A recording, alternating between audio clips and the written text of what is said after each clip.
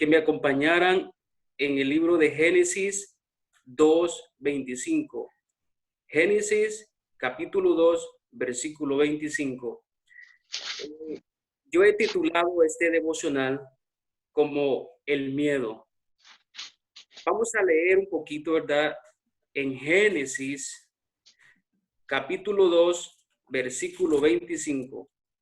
Y la palabra de Dios la leemos en el nombre del Padre, del Hijo y del Espíritu Santo, y nos dice: y estaban ambos desnudos, Adán y su mujer, y no se avergonzaban. Ustedes saben bien que antes de Adán y Eva pecar, su mente, su cuerpo, todo lo que ellos tenían era espiritual. Era algo sorprendente porque en ellos no había pecado, no había malicia, no había nada que pudiera realmente dañar la mente humana. Es algo muy importante porque Adán y Eva no necesitaban vestimenta material, pues Dios los había vestido con un manto de luz. La vestimenta de ellos era un manto de luz porque el Espíritu Santo estaba alrededor de ellos.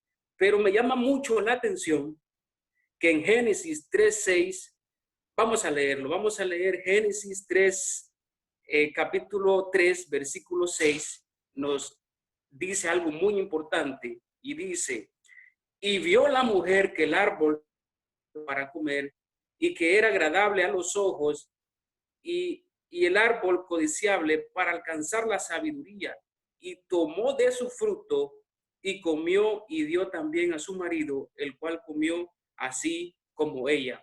Ustedes saben bien, ustedes han leído Génesis, ustedes saben bien que antes de esto, la culebra ya había platicado con Eva, ya le había ofrecido la sabiduría humana, ya le había ofrecido que si comía del fruto llegaría a ser como Dios, ya le había engañado. Y ahí, lamentablemente, el capítulo 3 nos dice que Eva estaba intentando comer. El versículo 7 nos dice: entonces fueron abiertos los ojos de ambos y conocieron que estaban desnudos. Entonces cosieron hojas de higuera y se hicieron delantales. Al comer del fruto, entró el pecado en su corazón, en su mente, y comenzaron a entender que estaban desnudos. Comenzó la malicia, comenzó cada una de esas cosas malas que nuestra mente tiene. El versículo 8 nos dice: y oyeron la voz de Jehová, Dios, que se paseaba en el huerto aire del día, y el hombre y su mujer se escondieron de la presencia de Jehová, Dios, entre los árboles del huerto. Aquí fue la primera vez donde existió el miedo. Aquí fue la primera vez donde dice que cuando vieron a Jesús se escondieron de miedo. La vergüenza y la culpabilidad es el fruto del pecado. La vergüenza y la culpabilidad es el fruto del pecado. Yo no sé usted, pero a mí cuando me ha pasado que muchas veces me he equivocado en esta vida y tal vez he pecado ante Dios, yo me siento culpable. Me llama mucho la atención la vida del apóstol Pablo, porque Pablo decía: hago lo que no quiero hacer.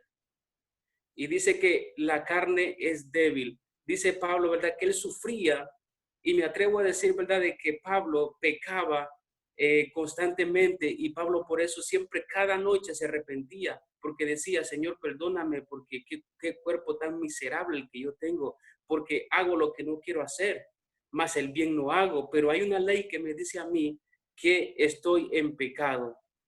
Pero quiero enfocarme en una palabra y es el miedo. ¿Qué es miedo? Sensación de angustia provocada por la presencia de un peligro real o imaginario. Nosotros hoy en día tenemos miedo porque presenciamos un peligro real o imaginario. El miedo te frena a salir adelante. Yo no sé quiénes de ustedes en su vida cotidiana ha tenido miedo.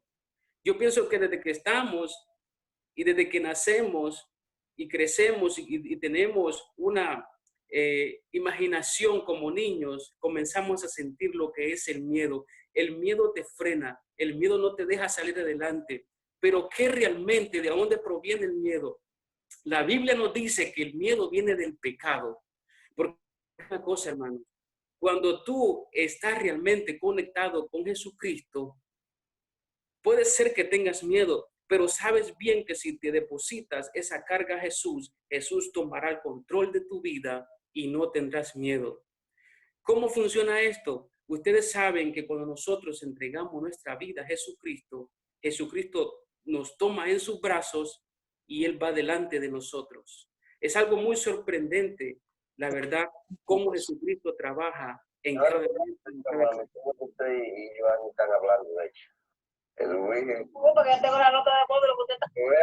La Biblia que desobedecieron a Dios, ellos vieron su desnudez y por primera vez se sintieron vulnerables, así que trataron de esconderse de Dios, posible temían que Dios reaccionara de una forma dura, pero de hecho se estaban escondiendo del único que podía realmente ayudarles. Es sorprendente donde Génesis nos dice que Adán y Eva estaban tratando de esconderse de Dios, pero realmente se estaban escondiendo del único que podía realmente ayudarnos. Hoy en día,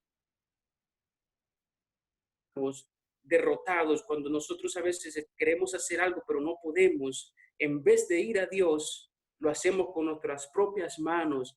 Y es ahí donde vienen las espinas, es ahí donde nosotros nos cortamos, es ahí cuando nosotros nos agarramos la cabeza y dice, ¿qué hice con mi vida? Porque no deposité mi vida a Dios. Yo quiero decirte algo.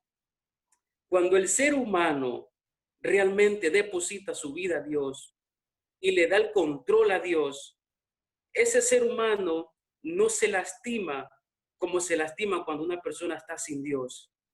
Hermanos, quiero decirte algo. Yo no realmente nací en el Evangelio. Yo vengo realmente, se podría decir como ateo, que una persona que cuando te crían no conoces a Dios. Pero conforme fui viendo la vida y me comenzaron a predicar de Dios, fui entendiendo que había un ser que se preocupaba por ti. Y realmente cuando nosotros estamos en el mundo y no conocemos a Dios, aún nosotros en nuestro sentir sentimos que necesitamos protección divina. Aunque tal vez no le, pero nuestro corazón nos llama, el Espíritu Santo nos dice, tú necesitas protección divina. Es algo muy interesante cuando el ser humano quiere conocer a Dios y deposita su confianza, deposita su vida. Dios va restaurando la mente, Dios va restaurando tu manera de ser, tus hábitos, Dios va restaurando todo lo que tú eres. No hay nada imposible, vicios o cualquier otra cosa que Dios no pueda ayudarte a dejar. Se lo digo por mi experiencia, porque Dios trabajó en mi vida de una manera muy, pero muy exitosa. Gracias a Dios, hoy en día, mi pensar es diferente. Gracias a Dios, hoy en día, mi caminar es diferente. Mi familia es diferente. Mis amistades, inclusivamente mis hábitos, inclusivamente mi manera de hablar, Jesucristo me ha ayudado a transformarla. Es algo muy interesante aquí que en Génesis 3:21, acompáñame a leer Génesis 3:21 y nos dice, y Jehová Dios hizo al hombre y a su mujer túnicas de pieles de los y los vistió.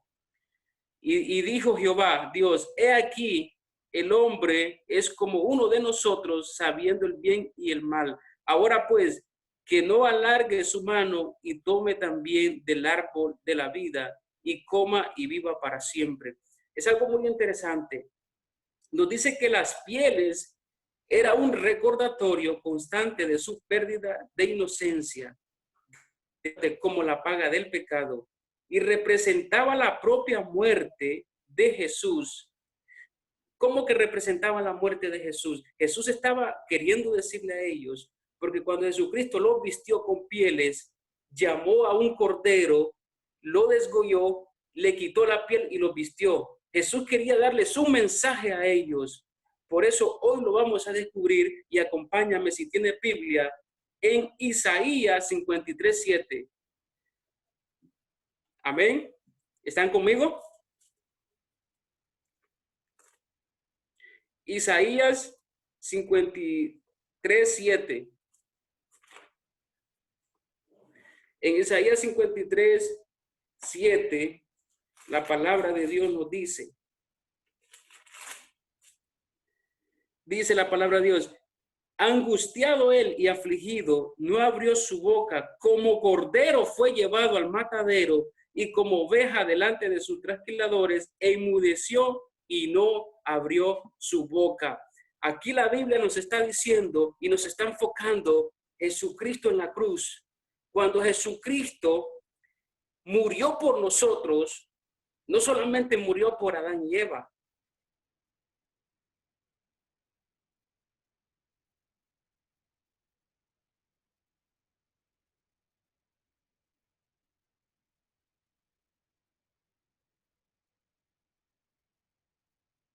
el cordero representaba a Jesucristo. Los sacrificaban los corderos en presencia de que un día vendría el verdadero cordero para morir por los pecados del ser humano. Cuando Jesucristo muere en la cruz, Jesucristo está declarando que está dando su vida, su sangre, su amor por sus hijos. Y esos hijos somos nosotros. Dice la palabra de Dios que todo aquel que le busque es llamado y es digno de ser hijo de Dios. Dice que fue llevado al matadero como cordero y no abrió su boca. Por el sacrificio en la cruz, somos perdonados por medio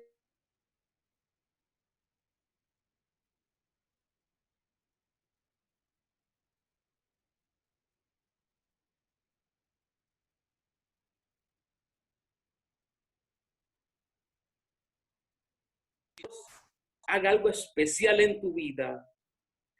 Nunca ocultes tus errores. Ve delante de Dios en oración, declara tus pecados, pídele perdón a Dios y ¿sabes qué? Haz como Pablo. La oración de Pablo era así: Dios, perdóname porque soy pecador, pero yo no quiero hacer mal. Ayúdame, transfórmame para ser diferente. La oración de Pablo era en la mañana, en la mediodía y en la noche. Y Pablo no podía vencer porque volvía y caía.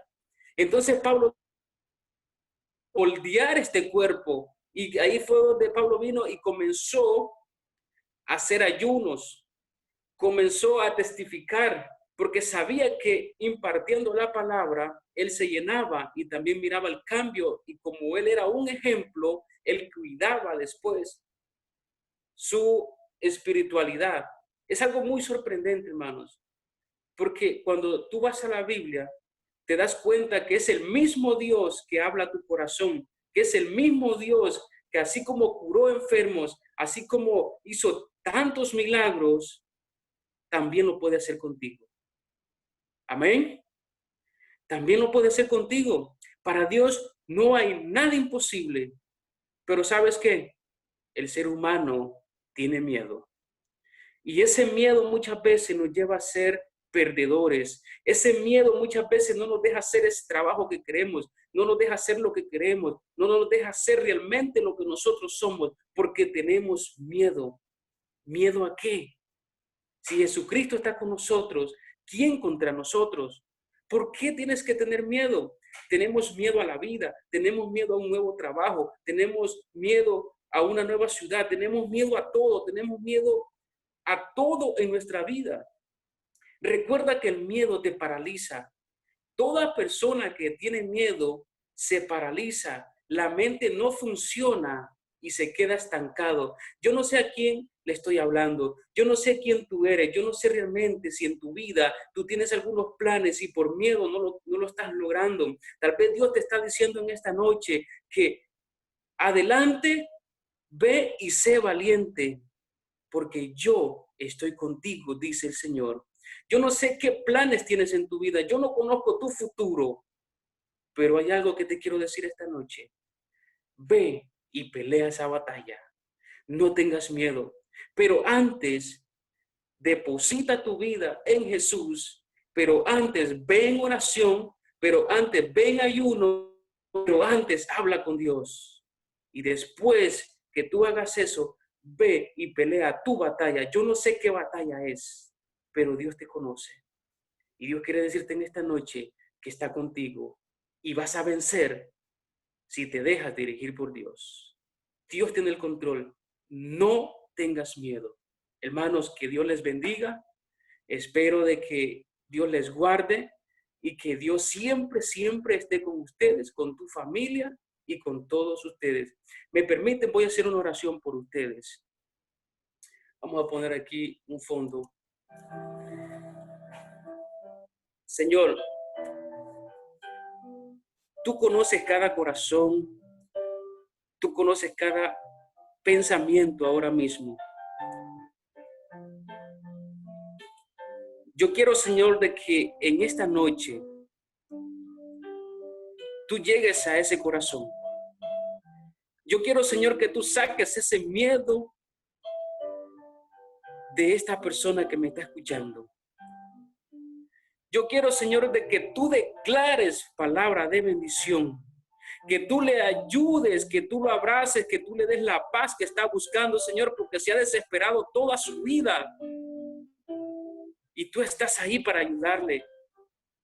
Y ahora es el momento que esta persona ha esperado, Señor. Ahora es el momento, Señor, que tú vas a comenzar a caminar con él como verdaderamente es. Hoy declaro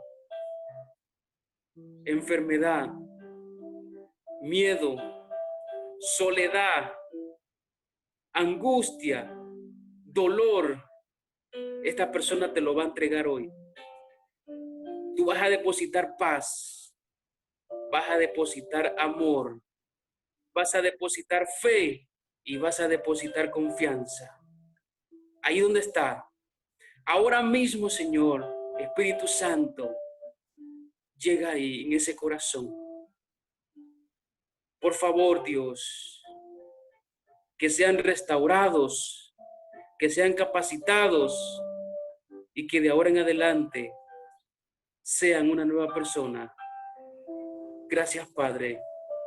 Gracias, Hijo. Gracias, Espíritu Santo, porque nos das otra oportunidad y nos prepara, Señor, para que seamos bendecidos. Y un día, Señor, termine el pecado y poder ir contigo, a morar contigo, Señor. Para siempre, Dios, no habrá llanto, no habrá dolor y seremos felices. Algún día el pecado va a desaparecer. Yo estoy seguro, Dios, que tú nos estás preparando para poder ir contigo. Señor, gracias. Gracias, Padre. En el nombre de Jesús. Amén.